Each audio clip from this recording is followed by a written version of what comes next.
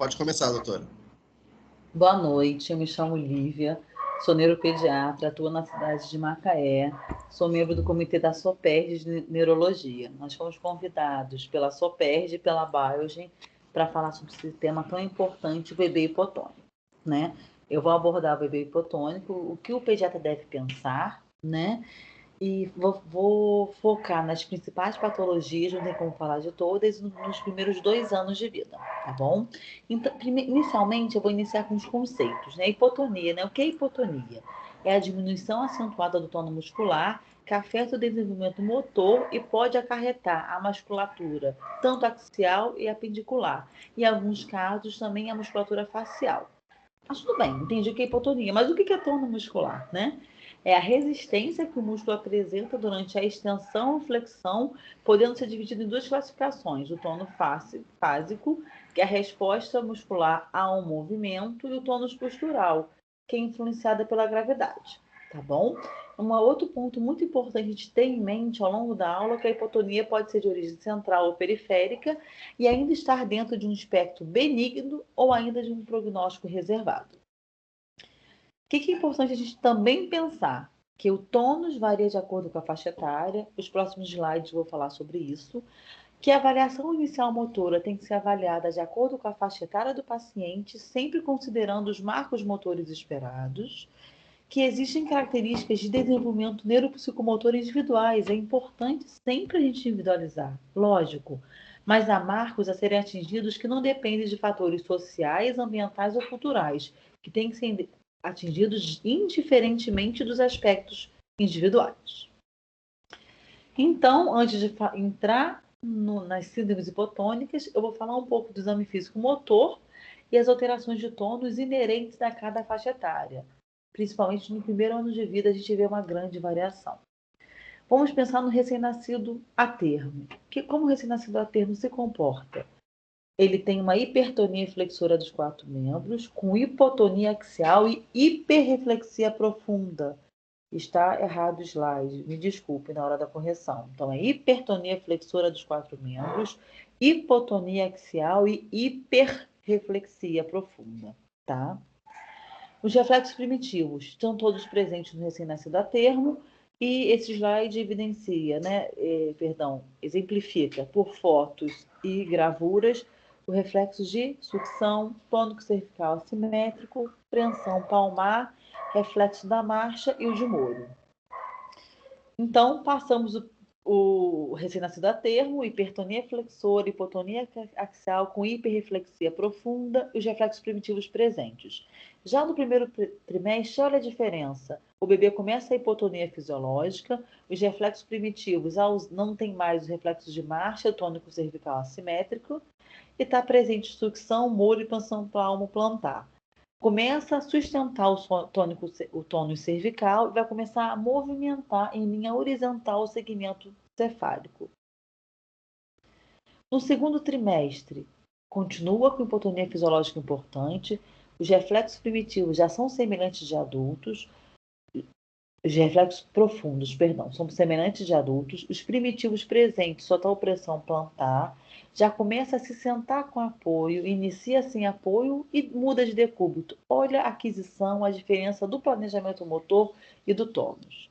No terceiro trimestre, lembra que o bebê iniciou hipertônico, hiperreflexo, com hipotonia axial, foi para uma hipotonia fisiológica significativa. Agora, a hipotonia fisiológica no terceiro trimestre está em declínio, os reflexos primitivos estão em desaparecimento, o bebê começa a se sentar sem apoio, ficar sob 4 apoios, engatinhar e ficar em pé com apoio. E no quarto trimestre, você vê que esse tônus e os reflexos profundos são semelhantes a de um adulto, ele foi para uma hiperreflexia, uma hipotonia fisiológica que evoluiu e agora está com tônus normal, como de um adulto. Os reflexos primitivos, o único presente é a opressão plantar, ele fica em pé com apoio e inicia a marcha sem apoio. E entre 1 a 2 anos, ele vai começar a subir e descer escadas, correr, andar com objetos em suas mãos, começa a se ajudar, se vestir, se despir, e começa a saltar com os 2 pés. Ele começa a refinar esses movimentos motores, tanto o motor adaptativo como o motor amplo. Tá? Então, eu quis deixar claro isso. olha a variação do tônus fisiológico no desenvolvimento neurotípico da criança ao longo do primeiro ano de vida e segundo ano de vida, tá bom? Agora vamos passar para a parte 2 da aula, né? E aí, o bebê tem hipotonia, o que a gente vai fazer? Primeiro, fazer uma anamnese bem detalhada, detalhar muito sobre história gestacional, sobre o nascimento, história familiar, perguntar sobre história familiar, sanguinidade, perguntar bastante, que muitas vezes o paciente omite dados da história por achar que não são relevantes, e são. Então, fazer uma anamnese dirigida, tá? Perguntar sobre movimentação fetal intrauterina e se há doença materna já reconhecida e se tem relatos de polidramnia nos ultrassons obstétricos ao longo da gravidez. Então, fizemos a anamnese, o bebê tem hipotonia. O que fazer? Vamos fazer um exame físico geral, observar o tônus passivo, como o bebê se comporta no leito, avaliar a manobra do cachecol, suspensão ventral e suspensão vertical, avaliar movimentos gravitacionais, avaliar reflexos pupilares, se tem reflexos primitivos, quais são presentes, se deveriam estar presentes de acordo com a faixa etária do paciente, observar se há contraturas e características dismórficas, tá? É um exame físico geral. E a partir dessas características, nós vamos direcionar para o exame físico mais específico, assim vai nos ajudar no raciocínio clínico e diagnóstico e de intervenção, ok? Aqui é um exame, é um vídeo de um recém-nascido a termo, de 13 dias de vida. Ele estava na UTI, ele teve uma taquipneia transitória e uma sepse, mas com exame normal, tá bom? Aqui vai evidenciar, vai mostrando a hipotonia axial, perdão. Quando eu boto o tronco dele em linha média, ele sustenta o segmento, e a hipertonia apendicular. Vou mostrar de novo. Perdão, vou mostrar novamente. A hipotonia axial, mas ele consegue sustentar, com a hipertonia flexora. Ok? Vou seguir. Então, o bebê tem hipotonia, né? Lembra que eu falei que a gente vai tentar topografar a lesão para ajudar no raciocínio clínico. Vamos pensar em hipotonias de origem central e as hipotonias periféricas. Nas hipotonias centrais, a fraqueza de leve a moderada, no periférico é uma fraqueza que a gente chama de paralítica. Os reflexos profundos na central são aumentados ou diminuídos, no periférico são ausentes, ou uma hiporreflexia significativa. O atraso motor está presente em ambos. Os movimentos antigravitacionais podem estar presentes no central, porém não são tão adequadas como de uma criança com desenvolvimento típico. E o periférico, na maioria das vezes, está ausente. A cognição nas hipotonias de origem central há comprometimento e no de origem periférico não há comprometimento. Aqui é um fluxograma, né? É um diagrama esquemático das vias anatômicas envolvidas com a regulação do tônus motor. Eu botei isso aqui só para mostrar como são diversas vias anatômicas envolvidas e como é complexo a manutenção do tônus motor, e dependendo de onde está a lesão. Por isso que tem variações do quadro clínico tão grandes, que dependendo de onde está a lesão, vai ter um quadro clínico distinto. Né? Vou botar aqui. Aqui está mostrando o córtex motor, está envolvido com tônus, a manutenção do tônus muscular, os gânglios da base, o cerebelo, a espinha dorsal, a célula anterior do corno anterior da medula, o alfa-neurônio motor, o gama-neurônio motor, a fibra muscular, né? Então você vê que tem vários mecanismos a nível central e periférico envolvidas na manutenção do tônus muscular. Por isso é importante a gente topografar e entender. Por isso que tem manifestações clínicas tão distintas, que depende de qual via motora está envolvida com a hipotonia. Aqui é uma nova representação, no qual eu mostro o neurônio motor, a unidade motora com a junção neuromuscular, a unidade motora 1, a unidade motora 2, com as fibras musculares, a esquematização do córtex motor, tronco cerebral, espinha, né, com o interneurônio motor, o corno anterior da medula, a placa motora e os músculos esqueléticos e os nervos periféricos. Então, por isso, quando na hora que eu vou falar de síndromes hipotônicas de origem central e periférica, eu vou subdividir, porque o quadro clínico é distinto de acordo da onde é a lesão. A lesão no córtex motor é um quadro clínico. A lesão é na placa motora, é um quadro clínico. A lesão é no músculo, é outro quadro clínico, distinto. Então, pensar, né, que tem as hipotonias de origem central, costumam cursar com convulsão, atraso do desenvolvimento motor, dismorfismos e acometimento multissistêmico, reflexos profundos normais ou aumentados, pode ocorrer desrafismos medulares e muitas vezes a gente sempre perguntar na HPP se tem um direcionamento para encefalopatia crônica não progressiva e TORCH, que é um caso de hipotonia central. Aí nosso diagrama de investigação vai modificar. E as hipotonias de origem periféricas, né, cursam com atraso do desenvolvimento motor, com reciprocidade social e desenvolvimento cognitivo normal, redução dos movimentos antigravitacionais, hipo ou arreflexia, aumento da mobilidade articular, faces miopáticas, podendo ocorrer também miofasculações e atrofia muscular ou hipertrofia dependendo do mecanismo da lesão. Tá bom? Então, primeiro passo, diferenciar, tentar topografar em central e periférico. Lógico que essa é uma classificação muito acadêmica, muito didática, e muitas vezes a gente vai ver que na prática clínica tem doenças, patologias que vão misturar um pouquinho das duas, mas é importante para nos guiar no raciocínio clínico diagnóstico. Aqui é um esquema, né, no qual a gente coloca o fluxograma diagnóstico. Você vê aqui, inicialmente é um flop baby, é um bebê hipotônico. Vai colher a história, fazer um exame físico detalhado, uma história familiar, né? E aí a gente vai pensar em topografar, central ou periférica. Vou fazer um exemplo aqui do fluxograma. Aí uma hipotonia central. A gente vai pensar primeiro, é sindrômico ou não é? O bebê não é sindrômico, vamos pensar em solicitar a neuroimagem, uma ressonância magnética. O cérebro é normal?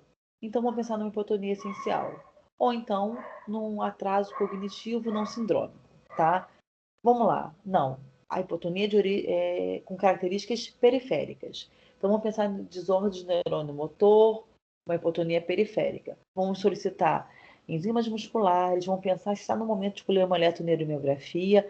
E aí, de acordo com esses exames, a gente vai prosseguir a investigação. Então, por isso que é muito importante a gente pensar sempre nessa topografia. É central ou periférica? Que a partir daí vai me ajudar nas hipóteses diagnósticas e no segmento clínico e terapêutico da criança, tá bom? Aqui é o segmento, né, da continuação do fluxograma. Então, como eu já tinha falado, o que a gente tem que pensar? Que há patologias que têm comprometimento central e periférico, como, por exemplo, as distrofias neuromusculares, que cursam com malformações do sistema nervoso central e com comprometimento da substância branca, como as leukodistrofias, como as distrofias de Walker-Warburg. E as miopatias metabólicas, como CDG, que é a neuropatia periférica, e anormalidades cerebelares. Então, é claro que a divisão entre central e periférica é uma forma de sermos didáticos, sim, mas é uma forma também de nos ajudar no segmento, no diagnóstico clínico adequado. Há certos locais, há certas escolas que preferem dividir acometimento central e acometimento periférico. Eles botam em nervos periféricos, junção neuromuscular e músculo.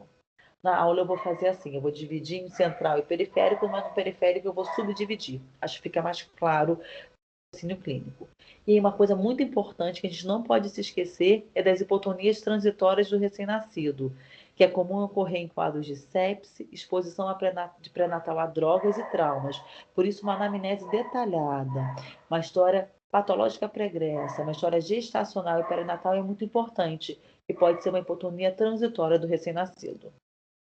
Então, terminado as considerações iniciais, vamos entrar nas síndromes hipotônicas. Vou falar inicialmente das hipotonias de origem central. Pensar sempre na encefalopatia crônica não progressiva, que é uma causa muito comum.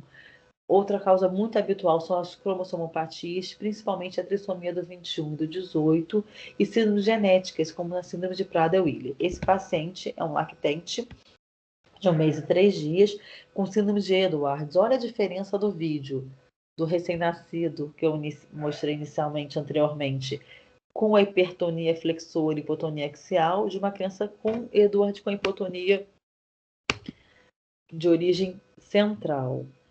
Você vê que o exame está comprometido devido ao bebê estar em ventilação mecânica, mas olha o grau de hipotonia cervical, olha a hipotonia apendicular, olha os movimentos antigravitacionais que não acontecem.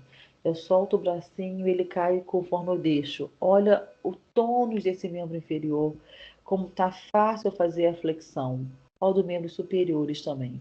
Vou mostrar novamente a hipotonia cervical, que eu acho que é muito importante o vídeo para deixar ilustrado, né? E a ausência dos movimentos antigravitacionais. Olha como é muito significativo. Então, falamos, né, as hipotonias de origem central, encefalopatia crônica não progressiva, as cromossomopatias e síndromes genéticas. Vamos falar agora das malformações cerebelares. As mais comuns são as malformações de Chiari, tipo 1, tipo 2, tipo 3, tipo 4, síndrome de Dandy-Walker e síndrome de Joubert, que cursam com uma síndrome hipotônica bem clássica. Aí nós temos também, de origem central, as lesões medulares traumáticas e um grande grupo de doenças que são homeopatias metabólicas, de acometimento multissistêmico. CDG, que são os distúrbios de glicosilação, é um termo para um grupo de distúrbios genéticos e metabólicos raros. É uma das doenças metabólicas mais comuns, que cursam com hipotonia global, mais proeminente hipotonia axial. Isso é muito importante vocês terem isso em mente. Eu vou mostrar um vídeo de um paciente que tem CDG, vocês vão ver hipotonia axial. Tem ataxia, contraturas articulares e déficit intelectual. Temos também a doença de Pompe, que é uma homeopatia metabólica, que é causada pela deficiência da alfa-glicosidase, que leva ao acúmulo de glicogênio em vários órgãos e sistema. Cursa com hipotonia global, fraqueza e cardiomegalia. Eu botei doença de Pompe em cor diferenciada, porque nós vamos falar mais à frente, abordar duas patologias. Pompe, ametrofia muscular espinhal, que tem tratamento específico na atualidade. Então, miopatia metabólica. Lembrar que todo o vídeo foi autorizado pelos pais, tá bom? Para passar aqui na aula, tá? Tudo direitinho, de acordo com as normas vigentes. Vou mostrar, esse é um paciente com CDG, ele é um lactente. Você vai ver a hipotonia axial muito proeminente.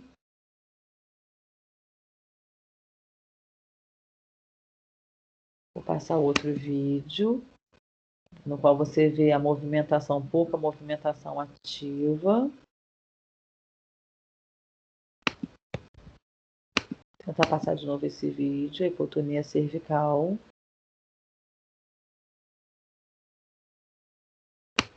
Olha a hipotonia cervical. Ele não consegue retificar o segmento, tem que ficar segurando. Oi, doutora, volta e esse vídeo, por favor, um pouquinho antes, Sim. do slide anterior. Sim. Posso seguir? Volta o slide anterior, por favor. Voltei. Aqui congelou. Meu Deus do céu. Aí agora tá Tá com passando. hipotonia de origem central. Ah, parou o que nesse aqui? No primeiro vídeo? Hipotonia de origem central, Mas qual? Escrito malformações cerebelares, É encefalopatia crônica. crônica não agressiva. Não Parou progressiva. nesse? É.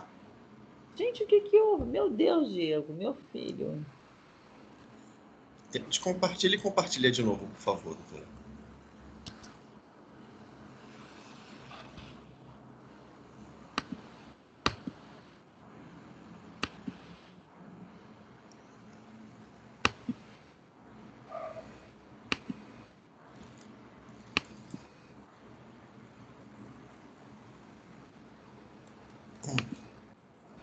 Tá aparecendo? Tá aparecendo aqui agora. Tenta mostrar o vídeo agora, por favor. Esse aí. Então, miopatia metabólica, tá? Vou seguir. A hipotonia, você vê a presença de hipotonia axial muito significativa. Para mim, o vídeo travou. Travou aqui também, doutor. Tá na mesma postura. Agora voltou, eu botei ele em pé. Botei em decúbito ventral. Não libera a via aérea. Vou tentar passar novamente. A hipotonia axial. Ele não consegue sustentar segmento cefálico. Eu estou fazendo, segurando o segmento cefálico dele. Na manobra de elevação, ele não consegue. Agora eu vou botar ele em decúbito ventral, para vocês verem que ele só lateraliza. Ele já está no segundo semestre, né? Ele não libera a via aérea com o antebraço. E o segundo vídeo é para mostrar a movimentação do segmento cefálico a nível vertical e horizontal. E você vê que ele consegue fazer movimentos antigravitacionais com membros inferiores, tá? E olha como a hipotonia axial é mais importante. Apesar dele não conseguir pegar o sininho que eu coloquei no tórax, ele consegue elevar os membros inferiores. Então, encerramos as hipotonias de origem central. Vamos falar um pouquinho das hipotonias periféricas.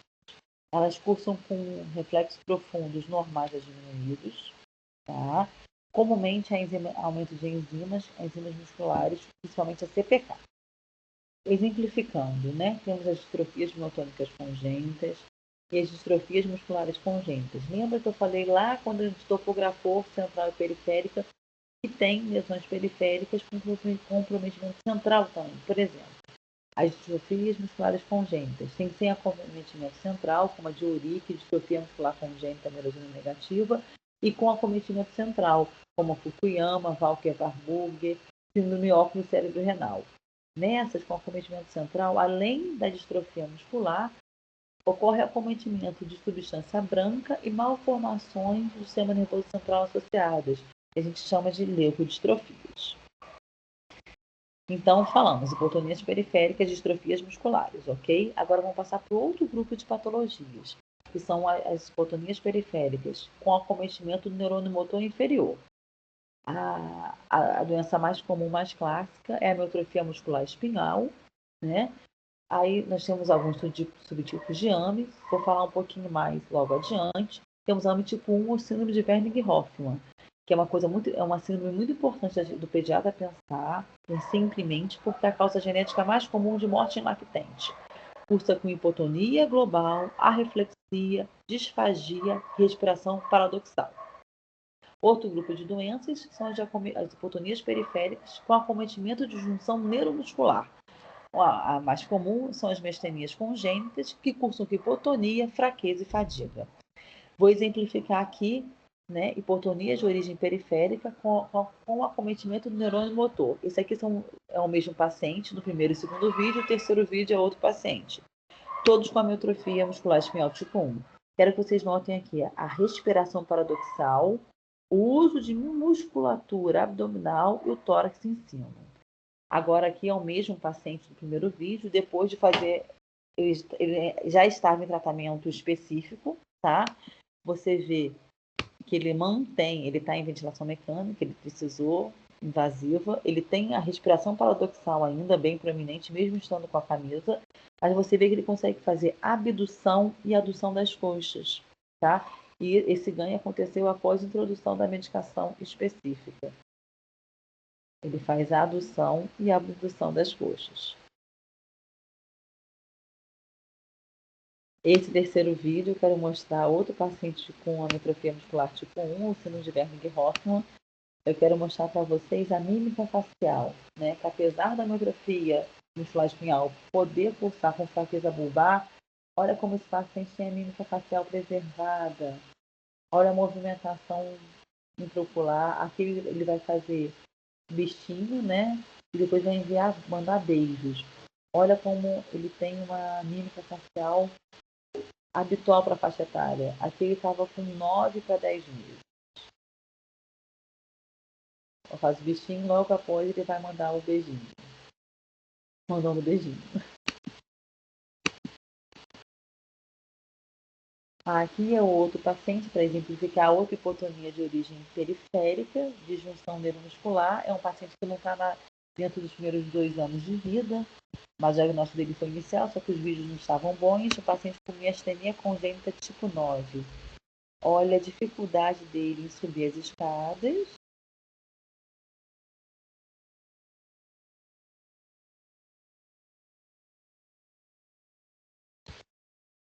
Ok. E aqui o vídeo ele descendo as escadas.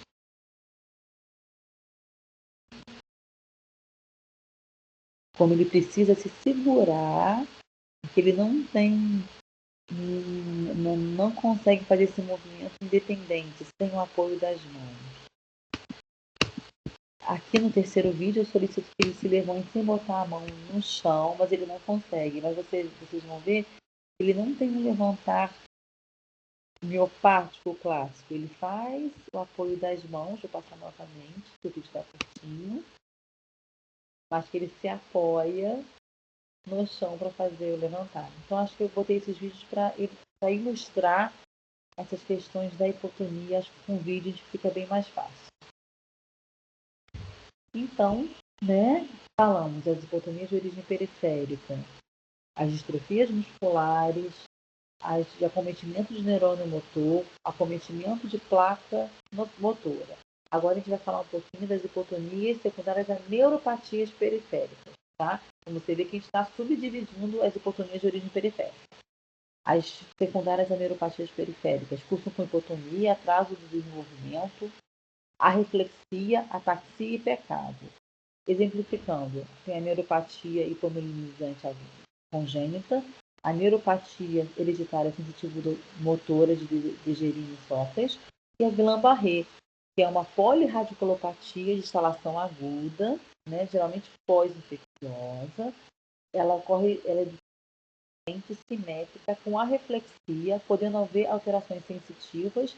Na grande maioria dos casos é pós-infecciosa, como eu falei, e a causa mais frequente para a paralisia clássica. E a gente tem, na maioria dos casos, na pediatria, recuperação desse quadro clínico agudo.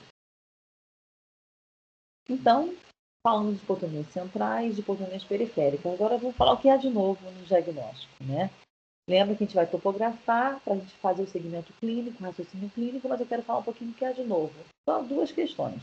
Temos que pensar nos painéis de nova geração, que é o sequenciamento de nova geração, que vai avaliar vários genes de interesse ao mesmo tempo, e existem painéis específicos para certas patologias. Por exemplo, painel para distrofia de cinturas, painel para neurodistrofias, distrofias musculares, e esse painel vai avaliar os principais genes reconhecidos que causam um quadro clínico semelhante. E outra coisa excelente aqui com a evolução da neurogenética que nós temos é o sequenciamento completo do exoma, que vai avaliar os genes conhecidos e a gente pede ele quando a hipótese clínica não é específica para um único gene. A gente tem que fazer uma avaliação mais completa, né? O quadro clínico não é clássico, e a gente não sabe o que está acontecendo, a gente parte para o exoma, tá bom? Então, falamos sobre neurodesenvolvimento normal nos primeiros 2 anos, como é o tônus normal, que a gente tem que topografar a lesão entre central e periférica, quais são as principais patologias, hipotonia de origem central, principais hipotonias de origem periférica, ok? Agora eu vou falar sobre 2 patologias, a atrofia muscular espinhal e o ponto. Por quê? São síndromes hipotônicas que têm tratamento específico, tá? Liberado. Então, doença de Pompe. Lembra que eu falei que é uma doença metabólica, é uma doença de acúmulo de glicogênio, tipo 2, ou deficiência de maltase ácida. É uma doença autossômica recessiva causada pela deficiência da alfa-glicosidase ácida. Essa enzima é responsável pela degradação do glicogênio dentro dos lisossomos.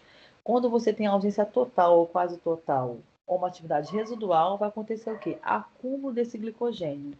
Aqui está mostrando a progressão da doença. Um músculo funcional com poucos lisossomos em amarelo aqui com glicogênio. Com a disfunção muscular, você tem o acúmulo visível do glicogênio com lesão muscular fibrose e infiltração lipídica. Então, as manifestações de POMP acontecem predominantemente na musculatura esquelética e afeta igualmente ambos os sexos. É uma doença que cursa com uma hipotonia, uma síndrome hipotônica significativa, acompanhada por cardiomiopatia e uma doença rapidamente progressiva. Esse é um quadro clínico da forma infantil clássico. Já a forma tardia pode acontecer da infância até a fase adulta e é caracterizada por uma fraqueza muscular, progressão menos progressiva. E você vê que a atividade enzimática da forma infantil é menor que 1 e da forma tardia é entre 1 a 30%. Isso, né, esse acúmulo de glicogênio na musculatura predominantemente esquelética vai evoluir com dificuldade respiratória, hipotonia profunda, cardiomegalia, dificuldade de sucção. Então, é importante, você tem um histórico do paciente, o exame clínico, vai fazer enzimas musculares, aumento do CPK, tem uma fraqueza proximal axial, insuficiência respiratória, aumento do CPK, é uma suspeita de doença de POMP, né? Então, a gente vai começar a investigar. Vamos fazer a análise, a testagem enzimática. Se positivo, vamos fazer a análise genética e fechar o diagnóstico de POMP. Se negativo, vamos investigar outras patologias metabólicas que cursam com síndrome hipotônica. Então, por que é importante a gente sempre pensar em POMP, né? É uma doença rara, sim, mas é uma doença com tratamento específico, né? Como a gente faz? A gente vai infundir uma terapia de reposição enzimática. A gente vai infundir a enzima, né? Ela ocorre, essa infusão é hospitalar ou em centros especializados, com equipe treinada. A gente vai fazer a dose de 20 miligramas por quilo a nível quinzenal. É quinzenalmente que a gente vai aplicar a medicação, que é a glucosidase alfa. A alfa-glucosidase é administrada através de infusão venosa. Ela vai se ligar em receptores da membrana celular. Ela é captada e conduzida no interior dos lisossomos. No interior dos lisossomos, a alfa-glucosidase vai quebrar o glicogênio acumulado em glicose. Com isso, ela vai diminuir, né, novos acúmulos, não vai permitir novos acúmulos de glicogênio. É assim que ela funciona, a glucosidase alfa, que é a medicação, tá bom? Então, por isso é importante pensar em POMP. É uma doença rara, uma síndrome hipotônica rara, que cursa com cardiomegalia, mas tem tratamento específico.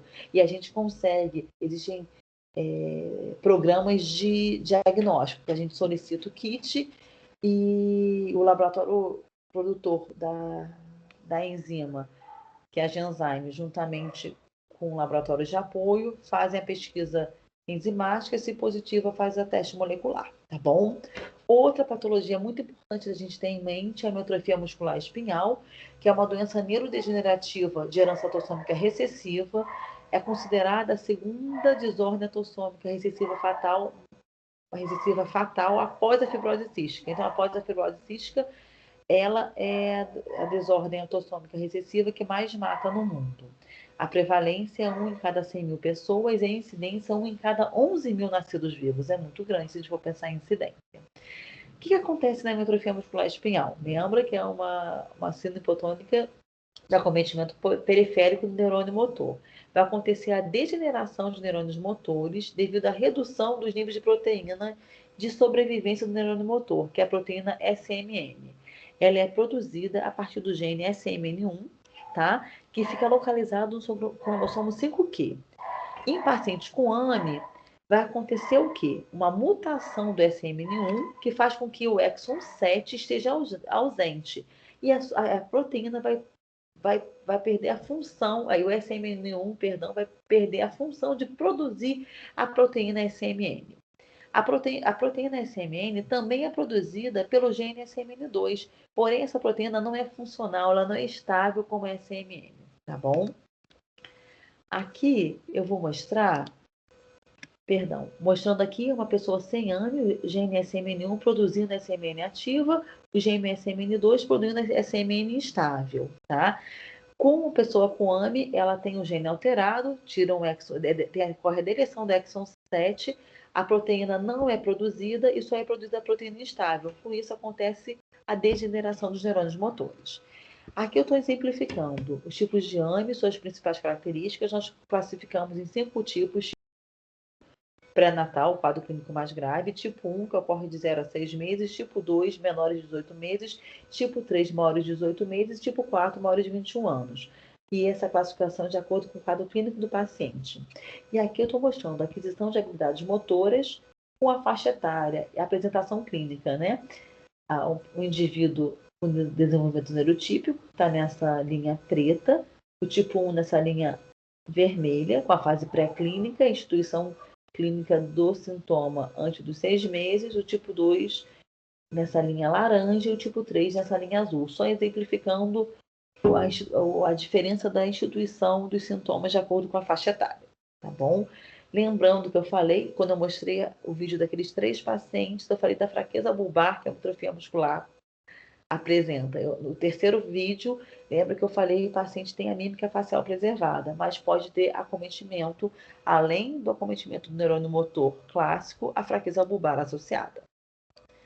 O que é importante falar, né, da atrofia muscular espinhal? A doença de Pompe, como eu falei, já tem um tratamento já há alguns anos, só que a atrofia muscular espinhal teve uma modificação disso no ano passado, em agosto de 2019. Tá? O Ministério da Saúde lançou o Conitec, no qual foi aprovado o tratamento específico, né? A medicação que foi aprovada pelo SUS é a nusinersen e tem alguns critérios. O critério é o paciente CEAME tipo 1, apresentação clínica tipo B e C, e apresentar os seguintes critérios: ser paciente pré-sintomático, tá? Com diagnóstico genético confirmado de AME, tendo até 3 cópias de SMN2. Já nos pacientes sintomáticos, ter o diagnóstico genético confirmatório de AME, presença de até 3 cópias de SMN2 e com início dos sintomas até o 6º mês de vida. Adicionalmente, independente da manifestação de sintomas, o paciente elegível tem que ter capacidade de nutrição e hidratação adequadas, com ou sem gastrostomia, tem que ter pelo menos o terceiro percentil de peso corporal para a idade, além de estar com imunizações em dias. Tá com isso, a gente vai vai abrir o protocolo para solicitar, via liberação de medicação excepcional, junto ao governo do estado, a liberação da medicação. Os critérios de exclusão são necessidade de ventilação mecânica, invasiva permanente, sinais compatíveis com AME tipo 0, sintomas compatíveis com AME 2, 3 ou 4, ou surgimento de manifestações clínicas após o 6º mês de vida, história de doença cerebral de medula espinhal que prejudica a administração da medicação que é intratecal e presença de DVP ou de catéter do sistema nervoso implantado. Tá? Aí, só falando uma coisa, um adendo que eu esqueci de me falar. Assim como a POMP, a AME, né, a atrofia muscular espinhal, tem um programa de diagnóstico, tá? A POMP, quem produz o tratamento específico é a Genzyme, a atrofia muscular espinhal é a Biogen. Eles têm um programa de assistência ao tratamento, você entra em contato com o laboratório, eles enviam um kit para você, você faz o kit com coleta de SWAB, tá bom? E eles têm o laboratório de apoios, é uma Mendelix. Você envia o kit via correios, tá? E esse resultado chega pelo site deles, tem um local específico, tem um programa de apoio ao médico, você entra e tá lá o resultado do paciente e eles enviam por e-mail. Então tá muito fácil. Está bem disponível o diagnóstico de POMP e AME com essa parceria público-privada, tá bom? Então agora eu vou falar um pouquinho do mecanismo de ação da nusinersen, que é a medicação liberada aqui no Brasil. Lembra que eu falei que o indivíduo com AME tipo 7, ele tem a mutação que interrompe a expressão do exon 7. Ele vai produzir o quê? Sem o exon 7, viu? 1, 2A, 2B, 3, 4, 5, 6, 8, uma proteína instável. O que a nusinersen vai fazer? Ela vai impedir a exclusão do exon 7 durante o processamento do RNA mensageiro do gene SMN2, aumentando a produção da proteína SMN completa, tornando-se a proteína funcional. Então, aqui está mais uma exemplificação do paciente sem nusinersen. Aqui ele vai ter a exclusão e com nusinersen, que ele vai ter o exon 7 presente, com isso produzindo uma proteína estável. Aqui eu estou mostrando, exemplificando a função motora grossa num corte de pacientes, aí no zinerzena. Aí eu vou falar de outras duas medicações que são medicações específicas para a atrofia muscular espinhal. No zinerzena é liberada pelo SUS, com aqueles critérios, como eu te falei, liberada via governo do estado, pelas farmácias estaduais. Nós temos outras duas medicações, o Zolgensma e o Ridisplan. O Zolgensma é uma medicação infusão intravenosa única, já no zinerzena a gente faz uma dose de ataque e depois são injeções intratecais quadrimestrais. O Zolgensma é único e ela é a primeira e única terapia gênica que é baseada em um vetor viral adeno-associado indicado para tratamento de pacientes tipo AME, tá? Então, ela é uma terapia gênica, o mecanismo de ação é distinto no zinerzena. Nesse gráfico, eles mostram aqui o tratamento de paciente, o gráfico de pontuação motora grossa, de função motora grossa em pacientes tratados com 2 cópias de SMN2, com 3 cópias. Ele vai mostrar como o paciente está evoluindo. São pacientes que fizeram um quadro clínico bem precoce e como eles estão evoluindo a nível motor, tá? O cinza é a faixa normal em crianças não afetadas, como se desenvolvem. E cada pontinho colorido é um paciente de 1 a 14, e aqui os pacientes com 3 cópias, você vê como a resposta foi muito superior. A zona cinza, a faixa cinza, são o neurodesenvolvimento motor adequado, de acordo com a escala de Bayley 3, e cada pontinho são crianças de 15 a 29, né? São 15 pacientes, como foi o desenvolvimento motor a partir de 3 cópias de SMN2. Então, o mecanismo de ação do Zolgensma é uma expressão contínua e sustentada da proteína SMN. A sequência transgênica é ativada através dos promotores que permitem a expressão contínua da proteína do neurônio motor. E os terminais invertidos aumentam a velocidade no qual o transgênio da fita dupla é transcrito. Então, ele vai manter a expressão contínua. Já a outra medicação, você tem que ficar administrando para manter o exon 7 e manter a viabilidade da proteína SMN. Outra medicação, que é o Ridisplan, é uma terapia que atua também no SMN2, é uma molécula pequena que faz com que esse gene produza uma SMN mais completa. A medicação foi testada em vários grupos diferentes de bebês pré-sintomáticos em adultos e também está sendo estudada em indivíduos que receberam outras terapias. Seria interessante fazer uma terapia coadjuvante, tá? E alguns desses estudos estão sendo conduzidos no Brasil. É uma medicação de via oral, de uso diário, que também pode ser administrada por gastrostomia e deve ser tomada durante toda a vida do indivíduo. Ele foi aprovado pelo FDA em agosto de 2020 e o registro da Anvisa ocorreu em outubro de 2020, tá bom? No FDA, ele foi aprovado para exame tipo 1, 2 e 3 para adultos e crianças maiores de 2 meses. Então, nós temos 3 medicações disponíveis, né? Nusinersen, Zolgensma e Ridisplan. Sendo do que a nusinersen de aplicação intratecal, a gente faz doses de ataque e depois aplicações quadrimestrais, já está disponível no Brasil, tá? Então, é importante a gente pensar nesse diagnóstico quando o paciente tem uma síndrome hipotônica, respiração paradoxal, tórax em sino, miofasculação. Lembrar que nós temos o programa de apoio ao diagnóstico. É só contactar, entrar no site do Mendelix, tem programa de diagnóstico, você se inscreve, eles enviam um kit, tá? E da doença de Pompe, esse programa de apoio diagnóstico é direto com o pessoal da Genzyme. Você entra em contato com a Genzyme, também tem um site, você pede o kit, chega, tudo gratuito, ajudando na instituição precoce do tratamento. Aqui são alguns estudos clínicos da atrofia muscular espinhal com nusinersen. São 4 estudos, né? O Nutri, o Endear, o Shine e o Cherish. O que eles mostram, assim como mostrou os estudos clínicos do Zolgensma? Você melhora a qualidade de vida, melhorando função motora e diminuindo acometimento de musculatura respiratória. Você melhora a função respiratória global do paciente, tá? Além de ter ganho motor, você melhora a função respiratória do paciente. Isso é maravilhoso.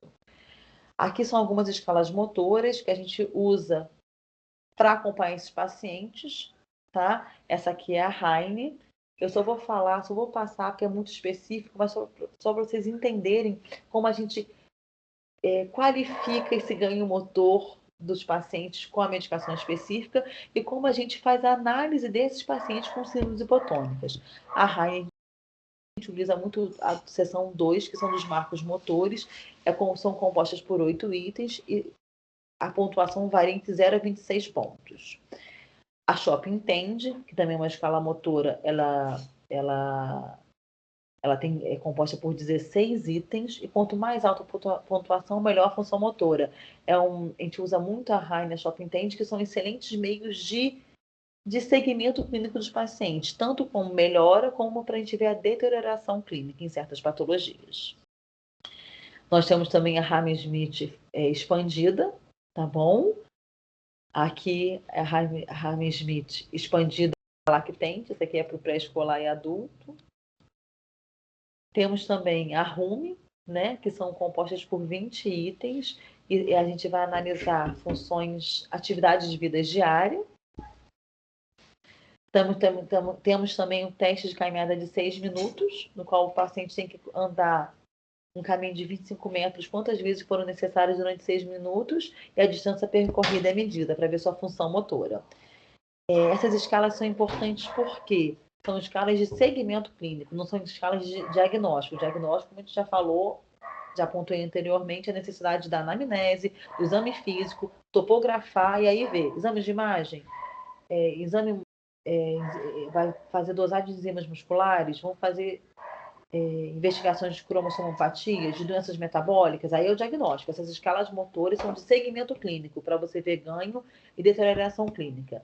Esse aqui é aquele paciente daqueles 3 vídeos que está dentro do botinho. Aqui ele já está no 2º ano de tratamento específico, ele usa nusinersen, olha a função motora dele, ele já consegue fazer a abdução e a adução muito melhor das coxas, ele já consegue também elevar as mãozinhas. O que esse ganho levou, né? Vocês vão ver no vídeo ao lado, ele consegue mexer no tablet, ele consegue fazer atividades escolares no tablet. Ele já consegue levar pequenos objetos, trocar de mão. E assim, a nível funcional, isso foi muito importante para ele. Aqui ele está sentado, posturado numa cadeira, e você vê que ele consegue mexer no tablet, né? Escolhendo o que ele quer. Ele faz todas as atividades, tanto a nível pedagógico como de intervenção multidisciplinar, muitas coisas de terapia ocupacional, fonoaudiologia e psicopedagogia no tablet. Olha como ele já consegue ter um movimento espontâneo. Isso é muito importante. Ele é um menino com cognição pré-escolar, com cognição normal, socialização adequada e que está adquirindo força, tônus, conseguindo fazer movimentos finos, isso permitindo que ele tenha um desenvolvimento escolar pedagógico adequado. Gente, então era isso que eu queria falar. Quero que vocês pensem nesse passo a passo, pensar nas doenças com tratamento específico, que é pompa e hipertrofia espinhal, que existem programas de apoio ao diagnóstico, tanto para o pediatra, neuropediatra, geneticista, que está nas nossas mãos agora a gente modificar essas vidas. Agradeço o convite. Muito obrigada. Vou estar encerrando aqui a gravação, tá, doutora?